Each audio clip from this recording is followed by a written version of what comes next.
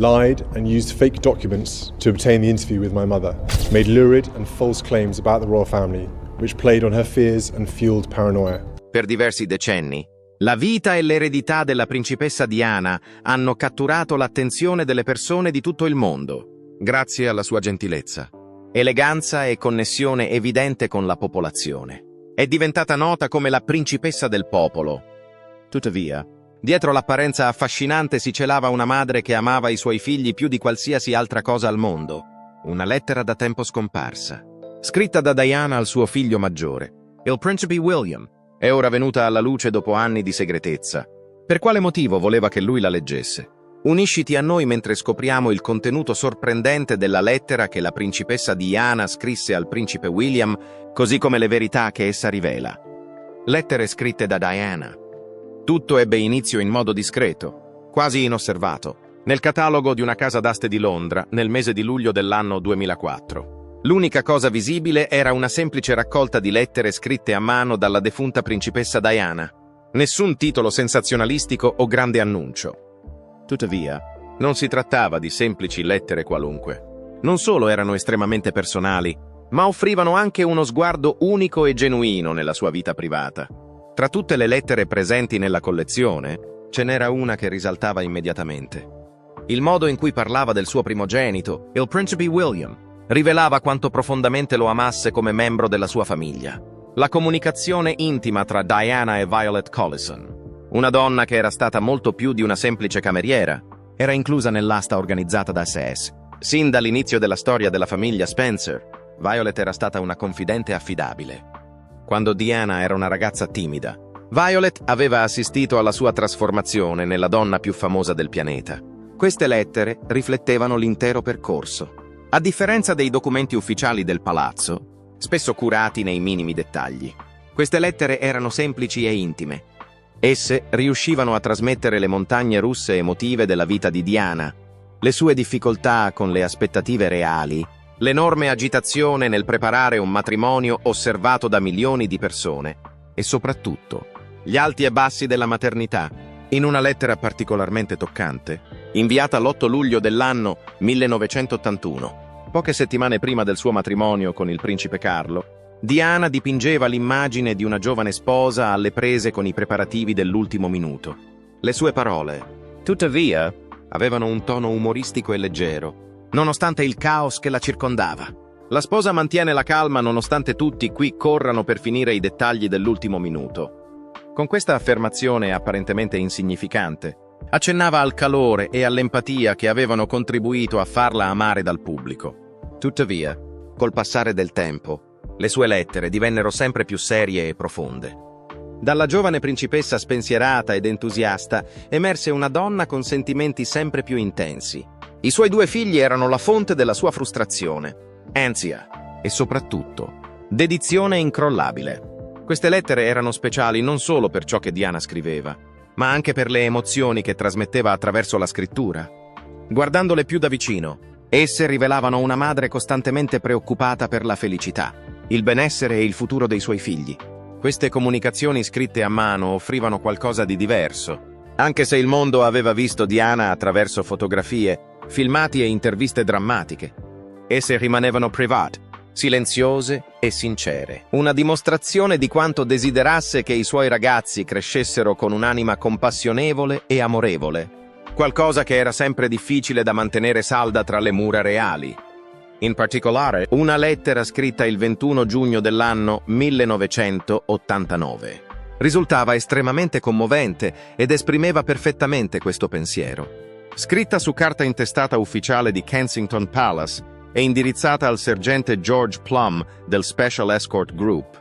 La lettera esprimeva gratitudine per aver organizzato uno spettacolo motociclistico in occasione del 7° compleanno del principe William. Quando Diana rispondeva: «È stato così gentile da parte tua e del tuo team venire qui oggi per il compleanno di William», era chiaro quanto lei apprezzasse sinceramente il gesto. La quantità di felicità che il concerto ha donato a tutti quei bambini e alle loro madri va oltre la mia capacità espressiva. Tuttavia, ciò che ha reso questa lettera ancora più straordinaria è il fatto che non è stata firmata solo da Diana, ma anche da William e Harry, i quali hanno aggiunto dei piccoli scarabocchi entusiastici accanto ai loro nomi, sopra la sua firma. È stata un'opportunità rara per intravedere un momento familiare piacevole, semplice e lontano dall'incessante attenzione dei media. Queste lettere non erano semplicemente cimeli emotivi per coloro che hanno seguito la vita di Diana durante gli ultimi anni. Hanno anche innescato conversazioni sulla sua problematica connessione con la famiglia reale e sulla sua insistenza nel trasmettere ai suoi figli un'educazione diversa da quella tradizionale. Diana ha infranto gli schemi, contrariamente alle generazioni precedenti, in cui i bambini reali venivano spesso cresciuti in maniera molto formale e con pochissimo coinvolgimento diretto dei genitori. Desiderava che William e Harry godessero di un'infanzia autentica e ricca di esperienze comuni ai giovani durante la crescita. Secondo Ken Worth, ex guardia del corpo reale di Diana, lei fece uno sforzo concreto per mostrare loro il mondo che esisteva al di fuori delle mura del castello. Li portò nei parchi divertimento, li fece mangiare nei fast food e li fece persino viaggiare con gli autobus comuni. Non lo fece come un mero espediente pubblicitario, bensì perché voleva davvero che comprendessero com'è la vita per chi non appartiene alla nobiltà. Ma la principessa Diana ha svolto anche il ruolo di madre che si assicurava che i suoi figli non perdessero mai il contatto con il mondo circostante. Esaminiamo più in profondità. Lady Diana non era semplicemente un membro della famiglia reale, era una madre estremamente devota, che desiderava che i suoi due figli, William e Harry, vivessero esperienze che andassero oltre i confini del castello durante la loro crescita. Nonostante fossero reali, credeva che dovessero avere la possibilità di sperimentare la vita di un bambino reale.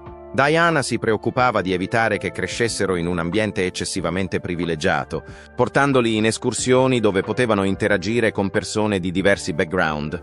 Al contempo, era molto protettiva, consapevole della pressione incessante che i media esercitavano su di loro. Collaborando con le autorità del palazzo, riuscì a organizzare sessioni fotografiche ufficiali, che offrivano al pubblico l'opportunità di assistere a momenti importanti nella vita dei suoi figli, come il loro primo giorno di scuola o le vacanze in famiglia. In cambio, chiese riservatezza, impegnandosi a proteggerli dall'attenzione costante derivante dall'appartenere alla famiglia reale. Offrire alla stampa solo il giusto livello di accesso per soddisfare l'interesse pubblico, senza compromettere il diritto dei suoi ragazzi a un'infanzia normale. Fu una delicata operazione che richiese grande cura dei dettagli. Attraverso la pubblicazione del libro intitolato Diana, Her True Story, di Andrew Morton, fu svelato fino a che punto lei lottò contro l'attenzione mediatica. Avendo vissuto sotto quella luce intensa, era ben consapevole dell'impatto che essa poteva avere, soprattutto su un giovane. Le lettere che inviava a William non erano semplici aggiornamenti casuali, ma scorci emotivi dell'amore che una madre nutre per il proprio figlio. Esse testimoniavano la sua dedizione nel prepararlo alla realtà che lo attendeva, proteggendolo al contempo dalle più dure verità della vita. Quando queste lettere furono ritrovate in un'asta nell'anno 2004, William non era più un bambino, bensì un giovane studente universitario che portava avanti i valori che sua madre gli aveva insegnato. Queste lettere, colme di orgoglio materno e saggezza, offrivano una visione più profonda della sua personalità e dimostravano l'impatto significativo che l'influenza di Diana aveva avuto su di lui. È stata presentata in un momento in cui il mondo intero stava ancora piangendo la sua scomparsa, solo 7 anni dopo il triste evento che l'aveva portata via. Molte persone consideravano William come l'erede emotivo di Diana, e la monarchia era ancora in fase di adattamento alle riforme da lei avviate. La crescente visibilità pubblica di William ha rafforzato questa percezione. D'altro canto, queste lettere non erano semplicemente oggetti storici, ma un potente ricordo di ciò che era stato perduto. Diana non ebbe mai l'opportunità di vedere i suoi figli crescere fino all'età adulta, né di assistere all'inizio delle loro famiglie o di sostenere le cause di cui sarebbe stata orgogliosa. La sua voce non continuò a farsi sentire attraverso discorsi ben articolati o apparizioni formali, ma grazie a questi appunti scritti a mano, nei quali le sue parole, intrise di calore e sincerità, continuarono a risuonare. Quello che era iniziato come un'asta si trasformò in qualcosa di molto più significativo. Le lettere ritrovate permisero alle persone di risentire la presenza di Diana. Fu così messa in luce la sua profonda affezione per William, L'eredità materna di Diana non si limitava alle lettere o alle immagini che inviava o riceveva, ma si esprimeva nelle decisioni quotidiane da lei prese. Alcune di queste decisioni erano coraggiose, mentre altre venivano considerate come atti di ribellione moderata contro le consuetudini della famiglia reale. Tuttavia, al centro di tutto c'era una verità semplice. Quando William e Harry erano solo due ragazzini, avevano una madre eccezionale. Prima di diventare icone a livello mondiale, erano semplicemente due ragazzi. Fin dall'inizio, Diana fu decisa a fornire loro più che mere titolarità, consapevole che il loro ruolo comportava una notevole pressione. Ha all'educazione dei suoi figli trasmesso valori come la compassione, il carattere e il contatto con il mondo esterno alle porte del palazzo. Scopriamolo? L'approccio di Diana alla maternità. Il principe William nacque dalla principessa Diana il 21 giugno 1982, segnando il momento in cui lei divenne madre per la prima volta. Appena diventata madre, aveva solo 20 anni e quell'esperienza fu immediata e profondamente trasformante. Non fu solo un ruolo che accettò di interpretare, ma una missione alla quale partecipò con tutto il cuore. Diana decise di agire in modo diverso rispetto alle precedenti madri reali, che spesso aderivano a rigide convenzioni. Per lei era importante non essere una figura sostitutiva nella vita dei suoi figli. L'obiettivo era di essere presente in ogni modo possibile. In una mossa quasi inaudita nella famiglia reale per molti anni, scelse di allattare William, un comportamento in netto contrasto con le aspettative regali. Arrivò persino a scegliere personalmente il suo nome, invece di lasciare che il palazzo prendesse tale decisione. Forse, cosa più importante, lottò contro l'idea che le tata reali dovessero occuparsi della maggior parte dell'educazione dei bambini. Diana era determinata a diventare una madre che viveva pienamente la propria vita e non solo una figura simbolica. Quando a poche settimane dalla nascita di William fu necessario che il principe Carlo volasse in Australia, il suo amore si fece ancor più evidente. È consuetudine che i bambini reali restino nelle cure dei servitori, ma Diana fu ferma nel non voler lasciare indietro il suo neonato. La sua decisione di portare con sé William fu una chiara indicazione della sua intenzione. Essere presente per suo figlio era la responsabilità reale più importante che potesse mai adempiere. Il comportamento di Diana continuò a sfidare le aspettative man mano che William cresceva. La sua decisione di iscriverlo a una scuola materna locale vicino a Kensington Palace rappresentò una deviazione dalla prassi consueta, secondo la quale i figli dei reali venivano istruiti all'interno del palazzo da tutor privati, come era avvenuto per i bambini reali precedenti. Vedere una principessa accompagnare personalmente suo figlio a scuola era qualcosa di quasi inaudito nella storia della famiglia reale. Genitori e passanti rimanevano spesso sorpresi da tale scena. Senza dubbio, non si trattava di un semplice gesto di autonomia.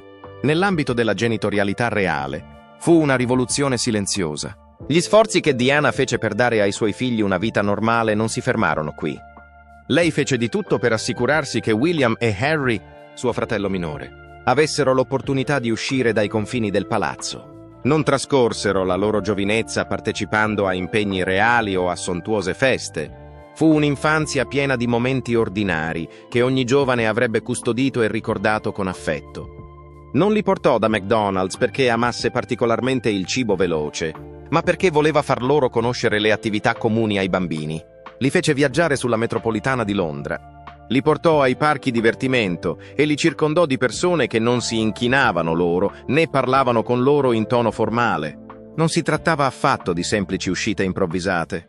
Le esperienze di questo tipo furono organizzate con meticolosità, affinché i suoi figli potessero comprendere meglio il mondo al di là del loro ambiente reale.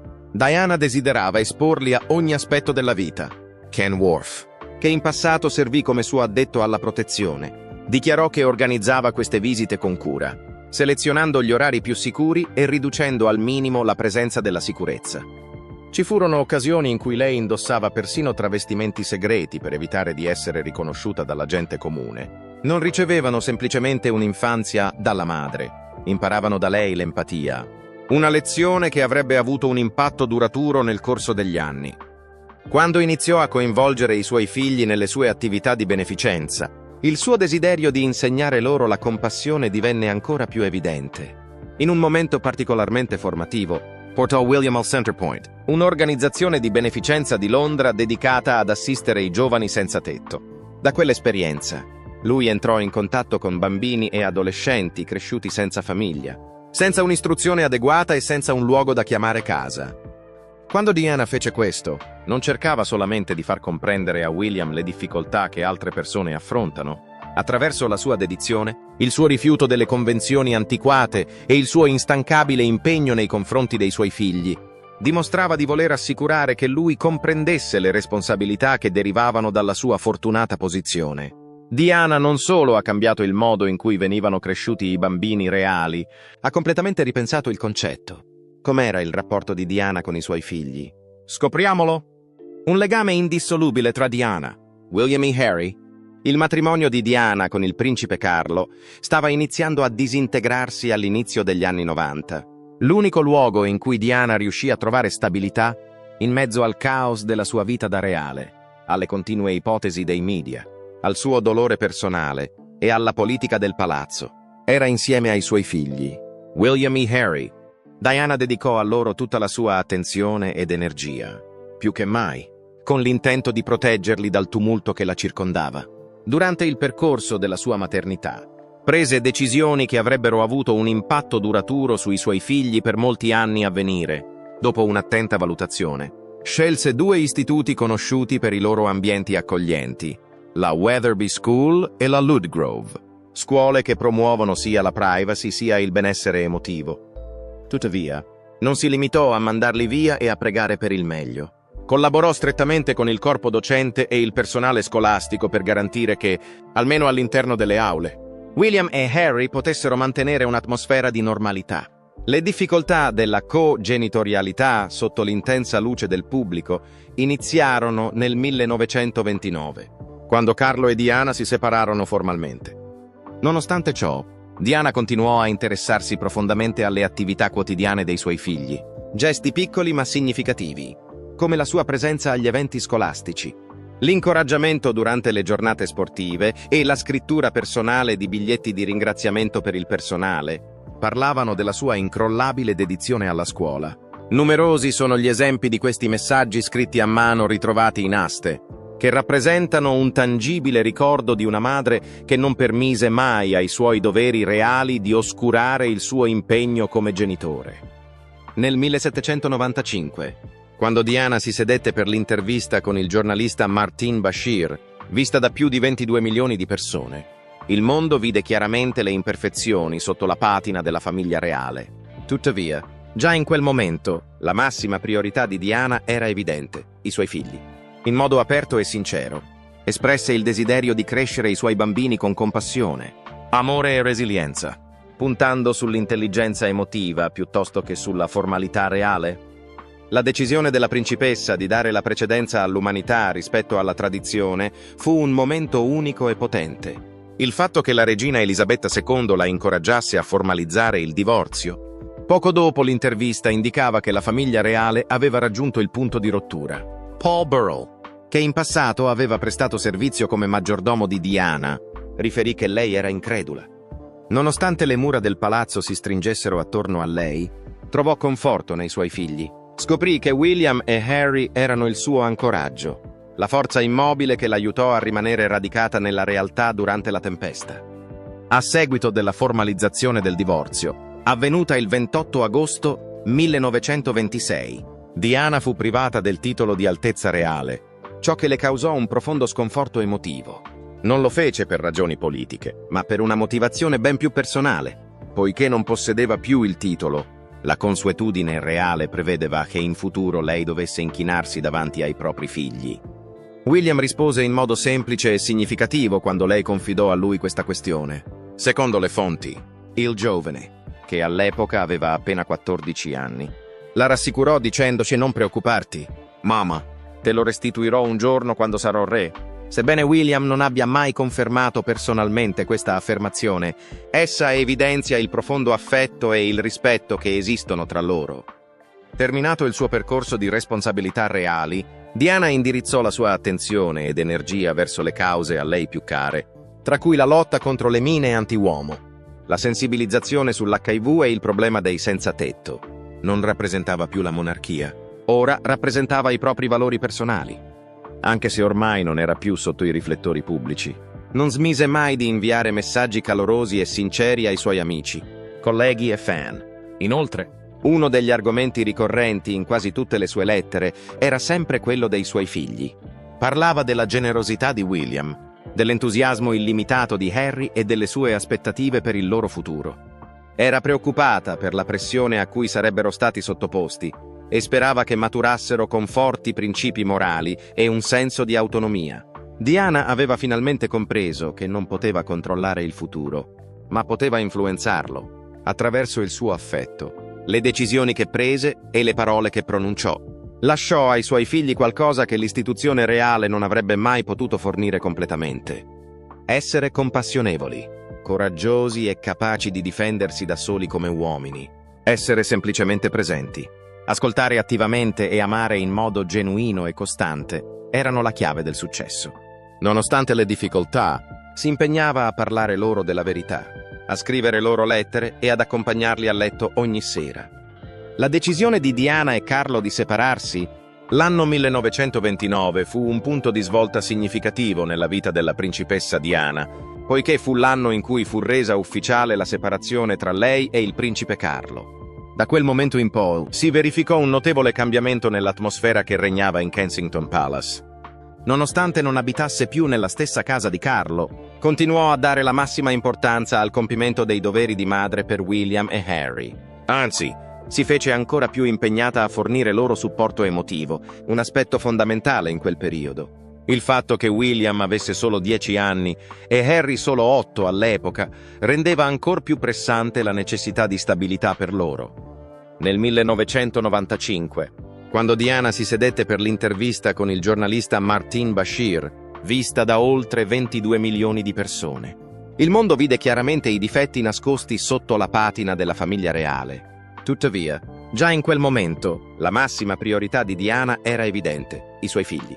In maniera aperta e sincera, espresse il desiderio di crescere i suoi bambini con compassione, amore e resilienza, ponendo l'accento sull'intelligenza emotiva anziché sulla formalità regale. La scelta della principessa di dare la precedenza all'umanità rispetto alla tradizione fu un momento unico e potente. Il fatto che la regina Elisabetta II la incoraggiasse a formalizzare il divorzio, poco dopo l'intervista, indicava che la famiglia reale aveva raggiunto il punto di rottura. Paul Burrell, che in precedenza aveva servito come maggiordomo di Diana, riferì che questa decisione la addolorò profondamente. Nonostante le mura del palazzo sembrassero stringersi intorno a lei, trovò conforto nei suoi figli. Scoprì che William e Harry erano il suo ancoraggio, la forza immobile che le permise di rimanere radicata in mezzo alla tempesta. A seguito della formalizzazione del divorzio, avvenuta il 28 agosto 1926, Diana fu privata del titolo di Altezza Reale, causando in lei un profondo turbamento emotivo. Non lo fece per ragioni politiche, ma per un motivo ben più personale. Poiché non possedeva più il titolo, la consuetudine reale prevedeva che, in futuro, dovesse inchinarsi davanti ai propri figli. William rispose in modo semplice e significativo quando lei gli confidò la questione. Secondo alcune fonti, il giovane, che all'epoca aveva appena 14 anni, la rassicurò dicendo: «Non preoccuparti. Mamma, te lo restituirò un giorno, quando sarò re». Sebbene il palazzo non abbia mai confermato ufficialmente questa interazione, essa rimane una delle rappresentazioni più toccanti del profondo legame esistente tra Diana e William. Dopo aver abbandonato i suoi doveri reali, Diana intraprese un nuovo capitolo della sua vita, definito più dai suoi principi personali che dal protocollo regale. Scelse di concentrarsi su poche questioni che riteneva veramente importanti, ritirandosi da oltre centinaia di organizzazioni benefiche. Tra queste figuravano la Leprosy Mission, Centerpoint, il Great Ormond Street Hospital, il Royal Marsden Hospital e il National AIDS Trust. Pur non essendo più una reale operativa, il suo impegno nelle cause umanitarie crebbe col tempo. I due figli di Diana continuarono ad essere la sua priorità principale, anche dopo che lei non faceva più parte della famiglia reale. Organizzò la sua vita attorno agli orari scolastici dei suoi ragazzi, partecipando attivamente alla loro crescita e assistendo a riunioni tra insegnanti e genitori. Era considerata una madre devota e premurosa. sempre disponibile, come testimoniato dal personale scolastico e dai suoi amici più stretti. Allo stesso tempo, però, in quel periodo della sua vita, sperimentò un crescente senso di solitudine. La mancanza della protezione reale e della struttura di supporto ufficiale, di cui godeva in passato, la facevano sentire vulnerabile ed esposta regolarmente. Diana espresse le sue preoccupazioni per la propria sicurezza in diverse lettere e appunti personali, alcuni dei quali furono successivamente rivelati da Paul Burrell. Questo periodo della sua vita fu definito come il più pericoloso. Come dichiarato in una lettera inviata nell'ottobre 1995, pur avendo l'autenticità della lettera confermata, il suo contenuto rimane estremamente controverso. Tuttavia, Diana non vacillò mai nella sua determinazione di fare la differenza, anche di fronte a enormi sfide. Entrò a far parte della Croce Rossa Internazionale nel gennaio 1997. Negli ultimi anni della sua vita, le immagini che scattò indossando dispositivi di protezione furono alcune delle fotografie più potenti e memorabili che raccolse. Il fatto che riuscisse a utilizzare la sua posizione per richiamare l'attenzione sulle questioni mondiali fu una dimostrazione della sua audacia e della sua convinzione. Negli ultimi mesi di vita, Diana non vacillò mai nel suo impegno a garantire che William e Harry fossero ben preparati per il futuro. Ella sperava che potessero vedere la leadership non come una posizione di autorità, ma piuttosto come un'opportunità per essere al servizio degli altri. Numerosi suoi amici intimi e consiglieri hanno raccontato come ella avesse instillato in William un senso di responsabilità fondato sulla compassione. Spesso gli diceva: "Usa la tua posizione per aiutare chi non ha voce", mentre discuteva del suo lavoro nel campo dell'umanitarismo. La vita di Diana fu bruscamente interrotta il 31 agosto 1997, quando rimase coinvolta in un incidente stradale a Parigi. William, che aveva solo 15 anni, e Harry, che aveva solo 12 anni, seguirono il suo feretro con espressioni di angoscia sul volto. Il mondo intero rimase sbalordito. Nonostante ciò, l'influenza di Diana sui suoi figli continuò a essere chiaramente evidente anche in sua assenza. Per quanto riguarda le notizie rivelate nella lettera che la principessa Diana inviò a suo figlio, il principe William, cosa ne pensate? Fateci sapere lasciando un commento nella sezione apposita. Non dimenticate di mettere mi piace e di iscrivervi al canale.